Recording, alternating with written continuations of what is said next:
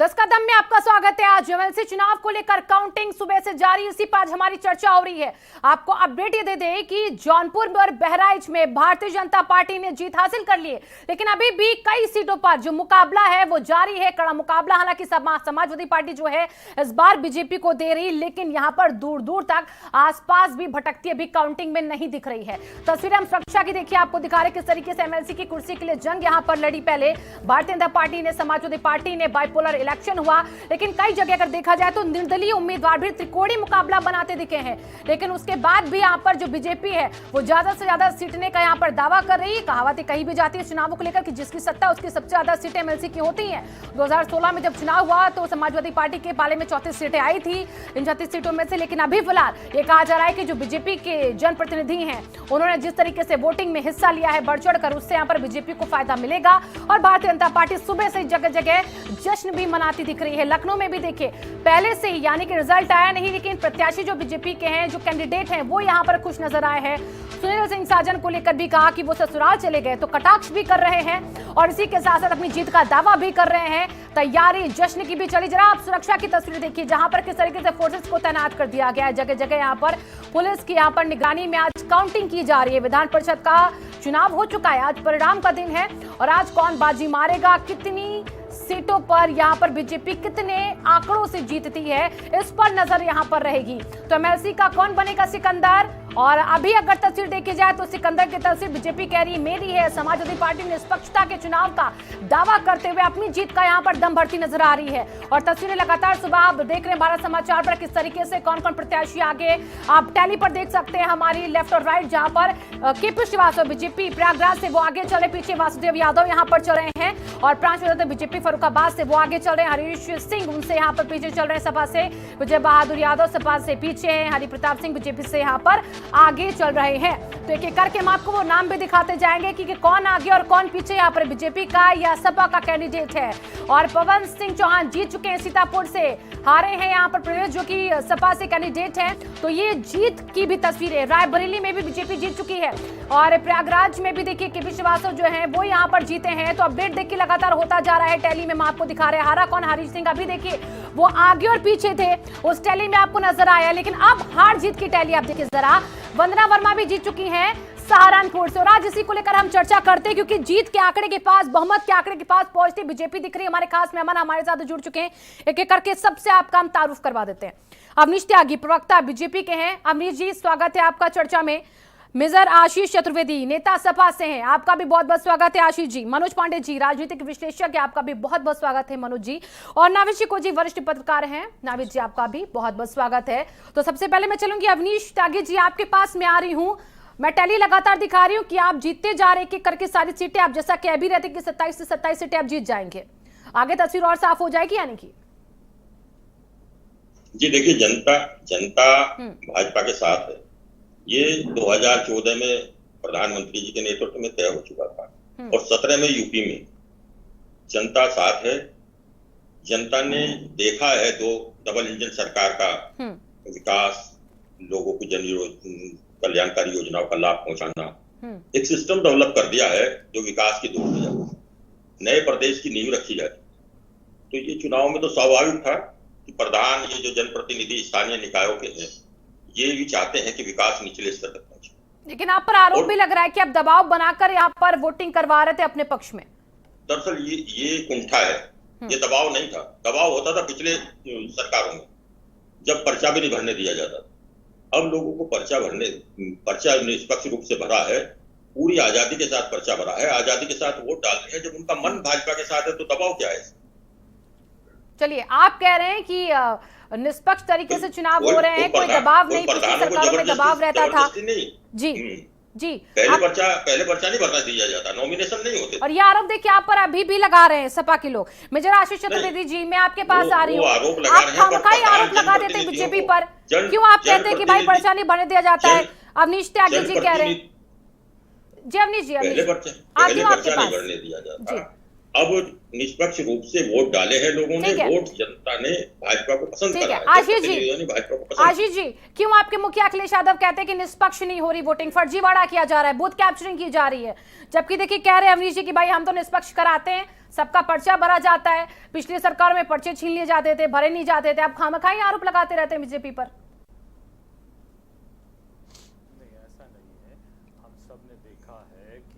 अगर आप देखिए कि 9 सीटों पे अगर निर्विरोध जो है भारतीय जनता पार्टी के प्रत्याशी जीत रहे हैं तो कैसे जीत रहे हैं?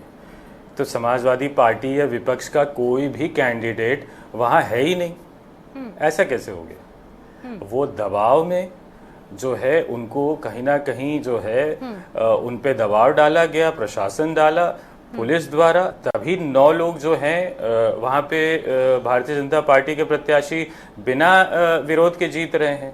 ऐसा कभी होता है क्या कि कोई दूसरा लड़ ही नहीं रहा है, वो पूरी तरह हार जाए, एक अलग बात है। लेकिन अगर वो अभी हमने ये भी देखा कि कई लोगों के पर्चे जो समाजवादी पार्टी के थे उनके पर्चे छीन लिए गए, तो ये सब भी हुआ है। तो इस बिना पे हम कह रहे हैं कि भाई निष्पक्ष चुनाव नहीं हो रहा है। और यहाँ एक बात और समझने वाली ये भी होती है कि आमतौर पे ये थोड़ा सा ट्रेंड भी होता है कि जिसकी सरकार होती है ज्यादातर लोग उसी तरफ वोट करते हैं, जो कि पहले मतलब हमारी सरकार, उससे पहले की सरकार, ये एक ट्रेंड चला आ रहा है। तो ये तो उसका भी फायदा जो है सत्ता पक्ष को आपने खुद ही स्वीकारा कि तो एक ट्रेंड चला रहा है ना कि जिसकी सरकार होती है उसको ज्यादा वोट मिलते हैं। आपकी सरकार थी तो आपको मिले, जब बसपा थी तो बसपा की ज्यादा कैंडिडेट जीते, अब बीजेपी कह रही भाई हमारी सरकार है तो हम विकास के नाम पर वोट ले रहे हैं। आप यानी कि उस ट्रेंड को भी फॉलो करती है बीजेपी भी कि जिसकी सरकार उसकी सबसे ज्यादा कुर्सियां एमएलसी की हो जाती है। लेकिन फिर ये आरोप क्यों लग जाता है कि भाई निष्पक्ष चुनाव नहीं हो रहे, बल्कि आप तो खुद ही स्वीकार रहे हैं कि सत्ता जिसकी उसकी कुर्सी सबसे ज्यादा एमएलसी की। भाई उस लोग वोट उस तरफ ज्यादा करते हैं। अच्छा। लेकिन हमने हमारे प्रत्याशियों को आप पर्चे ही नहीं भरने देंगे, तब अगर आप हमारे प्रत्याशी भी लड़े और वो हार जाएं तो वो एक अलग बात है। लेकिन जब आप हमारे प्रत्याशियों को चुनाव ही नहीं लड़ने देंगे, उन पे दबाव बनाएंगे, उनको धमकियां देंगे, उनके पर्चे छीन लेंगे, तब निष्पक्ष चुनाव कैसे? बदायूं और हरदोई में आपके आशीष जी एक सवाल और है, बदायूं और हरदोई जैसे और भी कई जिले जहां पर आपके जो प्रत्याशी थे वो बागी हो गए, उन पर क्या दबाव बना दिया गया था बागी होने का एमएलसी के चुनाव से पहले? उसका भी कहा जा रहा है कि आपको खामियाजा मिल रहा है। कोई दबाव तो होगा। मैं थोड़ा जोड़ बिल्कुल दबाव नहीं होगा तो वो क्यों ऐसी बात, बागी क्यों हो गए? आशीष जी बात करेगा। आशीष जी आपके बहुत से कैंडिडेट बागी हो गए, उनके ऊपर दबाव बनाया इसलिए वो बागी हो गए। हाँ, उनके ऊपर दबाव बनाया गया। बागी और पर्चा भरने में दबाव बनाया ना भरने देने में फर्क होता है ना। नावे जी मैं आपके पास आ रही हूँ, जैसा कि देखिए खुद स्वीकार रहे हैं आशीष जी, वो कह रहे हैं कि जिसकी सत्ता उसकी सबसे ज्यादा सीट होती है। एक पूरा ये सोल्यूशन देखे तो एक ट्रेंड चला आ रहा है, एक तरफ वो ये भी कहते हैं, एक तरफ आरोप भी लगते हैं, तो खामियां हर बार होती है, आप देखते आ रहे हैं चुनावों में। हमारे मित्र जो समाजवादी पार्टी के बैठे हुए हैं अभी जो वो बोल रहे हैं, बगल में अगर उनके भारतीय जनता पार्टी के प्रवक्ता बैठे होते और शो शुरू होने से पहले दबाव बना लेते कि तुम सपा के हो, सपा के खिलाफ बोलो। दबाव में आना यानी आपके दबाव में जो लोग आ रहे हैं आपके कमजोर लोग हैं। आपके परिवार में, आपकी पार्टी में इतने कमजोर लोग हैं जो दबाव में आ जाते हैं, जो डर जाते हैं। एक बात को समझना बहुत जरूरी है, सत्ता की ताकत बड़ी होती है लेकिन लोकतांत्रिक अधिकारों की ताकत ज्यादा बड़ी होती है। अगर आपके ऊपर सत्ता का, प्रशासन का दबाव है तो आप लड़ते हुए तो नहीं दिखाई दे रहे हैं। आप जनता के बीच जाते हैं, आप सड़क पे आते, आपके नेता तो कभी बाहर ही नहीं आते हैं। आपके घर के अंदर जो कलह मची हुई है वो कलह इतनी जबरदस्त है कि 1 महीने में आप बिखर के चले गए। चुनाव से पहले समाजवादी पार्टी में एक बहुत अच्छा उत्साह बना हुआ था, 1 महीने में ये बिखर गए। इनका रोज इतना ज्यादा आपस में विवाद हो रहा है कि चुनाव क्या लड़ेंगे। इस बात में कोई शक नहीं है कि ये चुनाव में सिर्फ 2 ही दल आमने सामने थे। लेकिन समाजवादी पार्टी का ये दुर्भाग्य है और लोकतांत्रिक व्यवस्था में भी ये बात अच्छी भी नहीं लगती है कि कोई मुकाबले में नहीं है। समाजवादी पार्टी अकेले थी। देखिए ये कितनी दिलचस्प बात है कि 10 बजे से पहले जीत सुनिश्चित हो गई।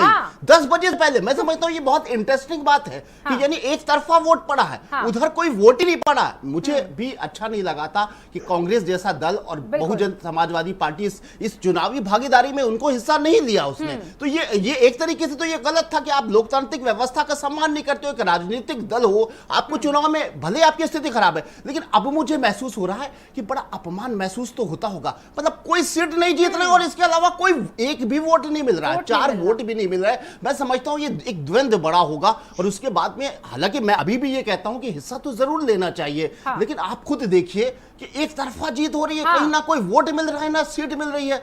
तो ये स्थिति इस वक्त बीजेपी का समय चल रहा है और वो सिकंदर है, उसके ऊपर विश्वास है और उसी का एक समय चल रहा है। बिल्कुल। आशीष जी, आपने सुना होगा जैसा कि नावेद जी कह भी रहे हैं कि आपको फाइट में तो उस तरीके से खड़ा होना चाहिए था ना, ताकि आप टक्कर जो आप देने की बात करें, आपको कुछ तो वोट मिले। हम लगातार देखिए टैली दिखा रहे हैं, कई जगह बीजेपी के जो कैंडिडेट है वो लगातार जीतते जा रहे हैं। इसका मतलब एक तरफा वोट वहां पर पड़ रहा है। मैं चलती हूँ मनोज जी के पास। मनोज जी, अगर बीजेपी इस बार ज्यादा से ज्यादा सीटें जीत रही है तो ये 4 दशक बाद ऐसा होगा कि प्रचंड बहुमत मिलेगा विधान परिषद में बीजेपी को। देखिए 4 दशक बाद प्रचंड बहुमत मिलेगा, वो सच है। देखिए कुछ चीज़ों को मनोवैज्ञानिक तौर पे लीजिए। एक शिक्षक होने के नाते मैं कई चीज़ों को मनोवैज्ञानिक तौर पे लेता हूँ। जैसे बसपा की सरकार थी, सपा की सरकार थी, भाजपा की सरकार है। अभी आज़ादी का दौर छोड़ दीजिए, अब इन 3 सरकारों का मतलब हो गया, चौथा चल रहा है कि 15 साल पहले, तो 15 न मानिए 20-25 साल पहले मान लीजिए, 90 और 90 के दशक से राजनीति में एक नया ट्रेंड आ गया, पहली बात। दूसरी बात, पीवी नरसिम्हा राव जी ने अपने समय में सांसद निधि का प्रोविजन किया, धीरे धीरे विधायकों की भी निधि हो गई। तो अब एक निधियों का विकास का प्रश्न आने लगा। दूसरा जो सबसे बड़ा प्रश्न है कि इसमें जो वोटर हैं इस चुनाव के, वो सब जनप्रतिनिधि, स्वयं भी जनप्रतिनिधि हैं, चाहे वो ग्राम प्रधान हो, बीडीसी हो, डीडीसी हो, विधायक हो, सबको विकास करना है। तो विकास के नाम पर एक साइकोलॉजिकल प्रेशर सबके पास है कि सत्ता के विरोध में जाकर के विकास नहीं किया जा सकता।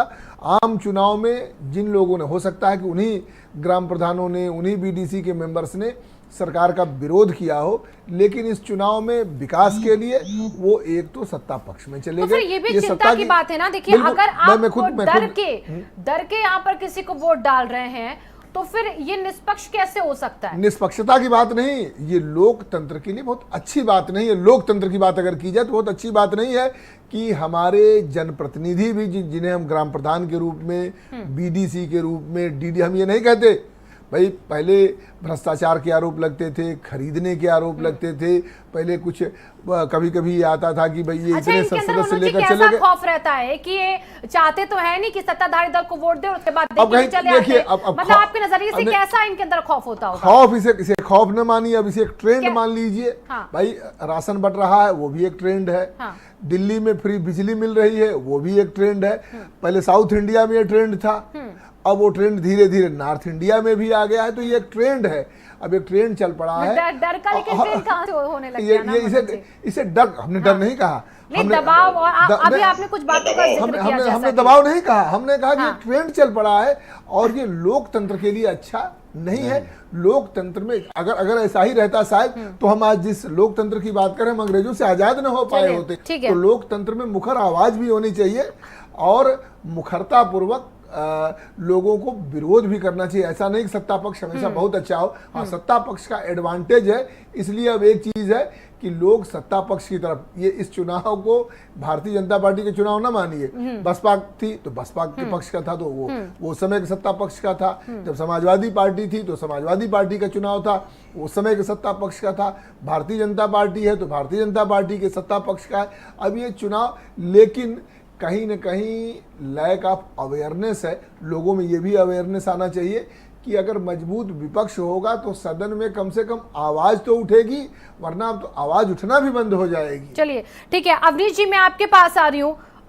आप कह रहे हैं कि आपने विकास का काम किया, जनता के लिए आपने काम किया, आपके जनप्रतिनिधि जो है उसको देख रहे हैं, समझ रहे हैं, हर कोई इस बात को समझ के आपको वोट दे रहा है। लेकिन एक जो ट्रेंड की हम लोग बात कर रहे हैं, बसपा के शासनकाल से जो चली आ रही है, एमएलसी के चुनावों में वो भी यहाँ पर देखा जा रहा है। तो एक कहीं ना कहीं लोगों में एक प्रेशर भी रहता है इस चीज का कि हमें सरकार के साथ आगे काम करना है, क्योंकि उनके जो क्षेत्र में विकास होंगे, जितने भी उनको काम कराने के, उसके लिए उन्हें सरकार के आगे जाना पड़ेगा। अगर वोट नहीं दिया तो हो सकता है कि वो उस तरीके से विकास ना कर पाए।